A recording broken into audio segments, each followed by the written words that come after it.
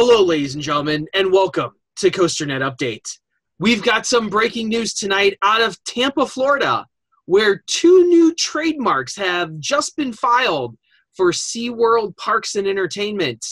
And it seems like these trademarks might be going to one Busch Gardens Tampa because they are Twisted Tiger and Uproar. Two very evocative names here for possible rides. Danny, what could this possibly mean for us? Well, Andy, this was very exciting news. We've just found out about this minutes ago. It's almost 11 o'clock p.m. on Thursday evening, April the 5th here, my time. I'm actually watching the college hockey tournament that's going on. The Frozen Four is going on, and we found this news. We said we had to talk about it, which is why I'm in a different spot than normal here. But, this could be big news here because Twisted Tiger immediately, I think, makes you think of the possibility of an RMC Gwazi project. I mean, we've seen the word twisted used a couple times with RMC projects, Twisted Colossus, Twisted Timbers, Twisted Cyclone. We've seen it quite a few times already for RMC conversions, wood coaster to iron horse conversions. So that, I think, is immediately what you would think of here. The other one, I think people aren't going to immediately know what's going on here, but I'm going to go back to something that you and I have talked about as it pertains to the virtual reality that ran for a brief time on Kraken at SeaWorld Orlando. And the reports out of SeaWorld Orlando is that the VR is gone, it's done, it's not returning to Kraken, it will not be Kraken Unleashed anymore, it will just be Kraken, and that all the VR equipment and the harnesses and the goggles and all that have been packed up and reportedly shipped to Busch Gardens Tampa to run on Kumba. We have heard rumblings of that. Now, for those of you who are saying, well, why would it be Kumba? Well, for the same reason that it was Kraken for a short time. It's the older looping coaster that has, kind of in the backside of the park that has maybe lost a little bit of its appeal to the general public because it's not the new kid on the block. This would be making something that's old new again. And okay, that makes sense, but what does Uproar have to do with Kumba? Let's remember that the word Kumba is the Congo language word for roar. The translation from English to the Congo language, from Kumba to the English language, is roar. So the word uproar would be a perfect subtitle, the same way that it was Kraken Unleashed. They could do the same thing for Kumba Uproar, I think, is exactly how they would go about doing this. Now, none of this is a done deal. These are just trademarks that have been filed here. And Andy, as you're going to explain, in recent years, Busch Gardens Tampa does have a tendency to maybe talk about projects and then never move forward with them. Well, we've heard so much coming out of Tampa over the last few years as to what's coming next.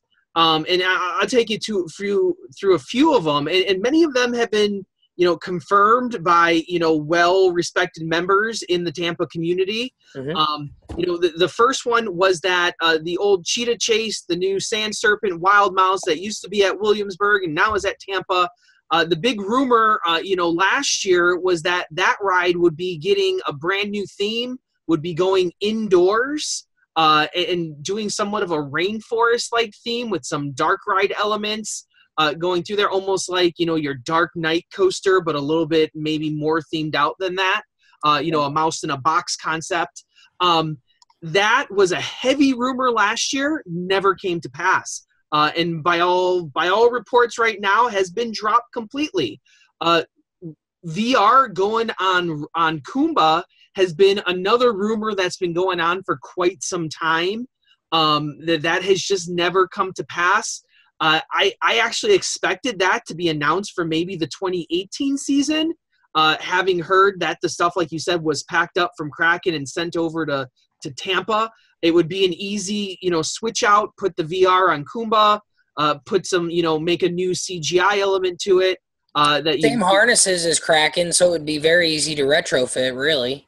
So you're and really the colors on it aren't that strikingly different either. No, the same sort of teal and whatnot. So exactly. So it's not going to look completely out of place if you use the same harnesses without painting them.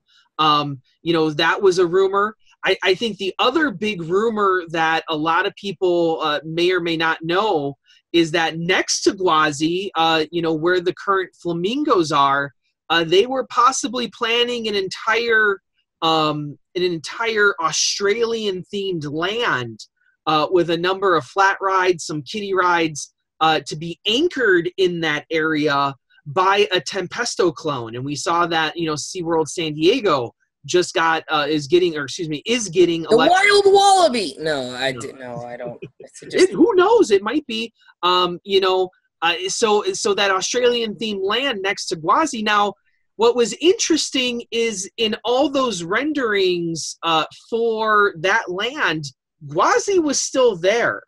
So it wasn't like they were ever taking Gwazi out. Now, reports from the park is that Gwazi is not in good shape. We know that they've removed all the mechanics from it to send to Invader, which doesn't mean anything because that doesn't mean anything because at the end of the day, if RMC was to come in and do an Iron Horse, they'd have to replace the chain lift. They would have to replace all the brakes to be modern to their system, the magnetic system, not the pinch brakes. Irvine Andre, I'm assuming, would come in to do the control system. You would have new trains, so the fact that the chassis were reused to create the Invader trains really isn't, there's nothing insurmountable there as far as I'm concerned. Now, we've heard different things about the structure. Yeah. And maybe, they've taken pieces from the structure. But if they were to do sort of the Storm Chaser treatment here and go from 2 tracks down to 1 and use parts of both structures, then, at the end of the day, RMC, when, in our interview with Fred Grubb and Alan Schilke from Twisted Timbers Media Day a few weeks back, they talked about how Twisted Timbers was slightly different in that a lot of times on their projects that they're doing the Iron Horse treatment to, they tend to cut away some of the structure and not build a whole lot. Whereas with Twisted Timbers, from Hurler to Twisted Timbers, they did have to build a lot more structure. They rebuilt that entire first turn and made it an overbank. They had to build all new structure there. The 3 airtime hills were kind of, a little bit different location-wise. They had to build new structure there. So if RMC had to come in and build new structure for portions of a RMC Gwazi, I don't think that's out of the question, especially if, maybe they've decided that instead of doing the Sea Serpent indoor conversion project, maybe they're better off saving that money and, banking it to do something like an RMC Gwazi that quite honestly is probably going to bring in more people than an enclosure of an existing ride that I think you would qualify as a family roller coaster. Well, I never really thought that, that enclosing, putting a mouse in a box was going to, draw ticket sales. It would help because the issue with that ride has always been it working in the heat, in the sunlight. It triggers a lot of sensors. It's down a whole lot. It is. So that's not surprising.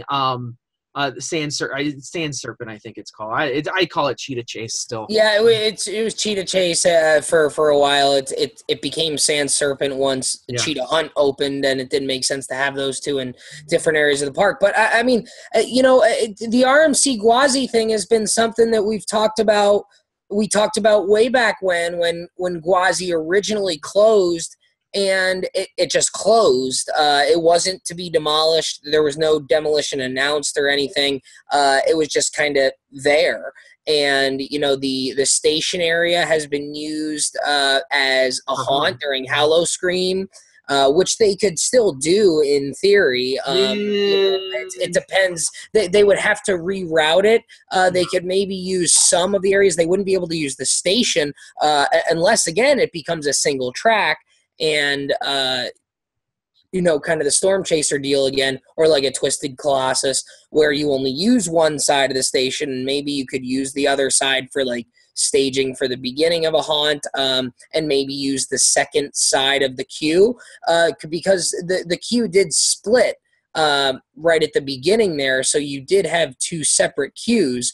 So it is possible that you could have you could have a haunt through the one queue if this were to become just a single track, a single track conversion. That if we're going purely off of the trademark here, that's the impression I would get, because Gwazi is, half lion, half tiger. So if they were going to do Twisted Tiger, that to me says that they're kind of doing away with the whole, 2-into-1 theme, and they're just going to make it one. That's kind of the impression I would get here. Again, this is not a done deal. This is not anything. There's really nothing out there in terms of reports. The RMC Gwazi stuff has quieted over the last, year or two or three, really. So this is kind of, I guess we may be rekindling this here with this trademark. But certainly not a done deal by any means. And that's the thing is this is a company in crisis right now. I don't think I'm out of line in saying that this company just doesn't have a direction right now. They don't. I mean, the CEO just stepped down. Joel Manby not too long ago. We've had a different managers stepping down and going to other projects. We had Cobra's Curse open in 2016, and attendance went down 1% at Busch Gardens Tampa. We had Mako open at SeaWorld Orlando in 2016, which is a fantastic ride, but attendance went down 8% at SeaWorld Orlando in the year that a B&M Hypercoaster opened. That is not normal. That is not good from a business standpoint. That's not good from any standpoint, really, aside from the fact that they got a really good new roller coaster. So, what is going to happen? If you're SeaWorld Parks, you can't simply just sit back and not do anything, because that's not going to help. To some point you do have to spend money to make money. They're not going to bring in more people by not doing anything. So they are going to have to try and continue to spend money somewhere. The Busch Gardens parks are probably the places to do it because they don't have the SeaWorld name. So if you can stay afloat with the Busch Gardens parks to kind of make up for what you're losing in the SeaWorld parks until this flatlines. Who knows if and when this is going to flatline here? I don't know. We'll have to wait until we get more numbers to see if it's going to flatline this year. I honestly don't know, but it would make sense that the investment's going to go to the Busch Gardens parks and not the SeaWorld parks. It kind of has to at this point, because, for a lot of reports said that Mako was supposed to go to Tampa and eventually ended up at Orlando. Well, look at, they invested heavily into Sesame Place up in my neck of the woods, just outside of Philadelphia here, with Oscar's Wacky Taxi, which we're expecting to open up by the end of the month here. It's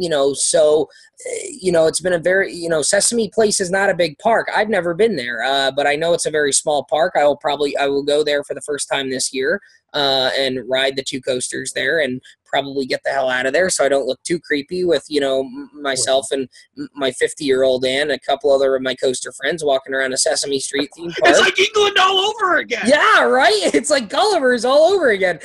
No, but I mean, the fact that they chose to invest in a place like Sesame Place, I think that might be more telling than anything right now. Right after the fact that you open a B&M Hypercoaster at SeaWorld and your attendance goes down 8%. And 2016 was not a year where a lot of the other Orlando parks got a whole heck of a lot, if I remember correctly. That was after New Fantasyland for Disney. Well, true. This year was 2017 was the year that Animal Kingdom pulled in a whole lot of numbers. Yeah, and Universal, Harry Potter was 2014, and I think Kong was 2016. Is that, or was that 2015? I don't even remember which year that was. But I mean, at the end of the day, I had a dime for every ticket that was sold for Kong. I'd have no dimes. Right. Well, yes. And the fact that Busch Gardens Tampa and SeaWorld both opened up roller coasters in 2016, Tampa opening up a family coaster in Cobra's Curse, and then SeaWorld Orlando opening up the thrill coaster, and the fact that those two parks heavily advertise each other and, the two park ticket deals, the fact that attendance was down at both parks is not good. And I think something drastic like an RMC of Gwazi, something that people have been calling for, is going to bring people in, is going to generate the hype. You got to do something. You got to do something. Shoot for the moon. Even if you miss, you'll land amongst the stars. Might be the mentality here. And if we're going to shoot for the moon, even though the name doesn't suggest it, a dueling RMC hybrid Iron Horse might be something that sets the world afire. That would be awesome. I would love if they would do that. If they would keep the racing. I see that being a very, very expensive investment. We hear the talks that Storm Chaser was $15 million. If they were to do something the size of Gwazi, I would imagine that it would be at least that, probably more. Yeah. I would probably think it'd be in the $20 million range. And if you're going to do a racing dueling one, then, you might be looking at close to double that. I don't see them dumping $30 to $40 million into any of their parks right now. 20, maybe. Yeah. So we will, of course, keep you updated here if this goes anywhere. We, of course, hope it does. I'd like to. There's a lot of things to look at here, whether it's Gwazi or the VR. Let's not, we've been talking about Gwazi here, but, the VR is something that could happen very, very soon.